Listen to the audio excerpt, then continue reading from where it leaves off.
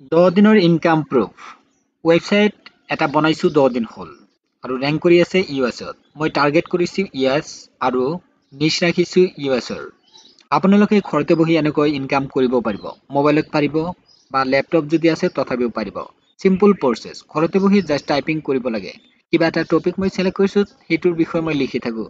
regular নহয় দুদিন বা এদিন পিছে মই এটা পোষ্ট লিখো এতিয়া এসইও কৰিছো ৰেংক কৰিছে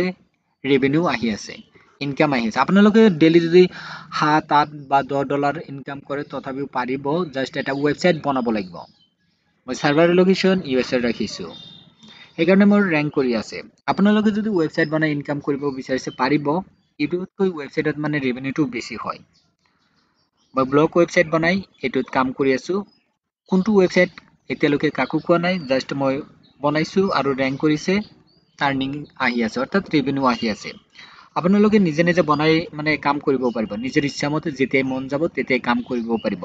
মই দুদিন বা এদিন পিছে এটা মই পোষ্ট লিখি দিও ৰেংক কৰি আছে আপোনালোকে যদি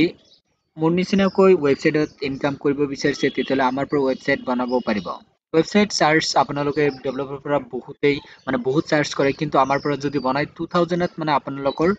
হৈ যাব এটা ৱেবছাইটটো হ'ব ওয়াৰ্ডপ্ৰেছত তাতে এসইও থাকিব আৰু কেনেকৈ পোষ্ট লিখিব লাগে জনাই দিয়া হ'ব আৰু যেটো নিশ কেনেকৈ সিলেক্ট কৰিব লাগে এইটো দেখাই দিয়া হ'ব মানে প্ৰসেস শিকাই দিয়া হ'ব কেনেকৈ মানে ৱেবছাইটটো বনাই দিয়াৰ পিছত আপোনালোকক পোষ্ট কৰা শিকা হ'ব এসইও কেনেকৈ কৰিব লাগে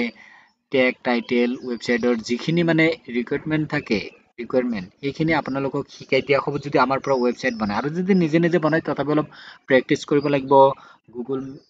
গুগল সাৰ্চ কনসোলত এড কৰিব লাগে বহুত মানে টাইম লাগিব কিন্তু আমাৰ পৰা যদি লয় তেতিয়ালে এদিন দুদিনৰ ভিতৰতে আপোনালোকৰ সাৰ্চ কনসোলত এড হৈ যাব তাৰ পিছত আপোনালোকক ফুল এসইও কৰি দিয়া হ'ব তাৰ পিছত আপোনালোকে নিশত কাম কৰিব পাৰিব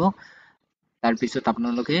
গুগল এডসেন্সৰ পৰা ইনকাম কৰিব পাৰিব হোৱাটসঅ্যাপ নাম্বাৰ ভিডিও ডেসক্ৰিপশন বক্সত দিয়া আছে আপোনালোকে কন্টাক্ট কৰিব পাৰে আমাৰ সৈতে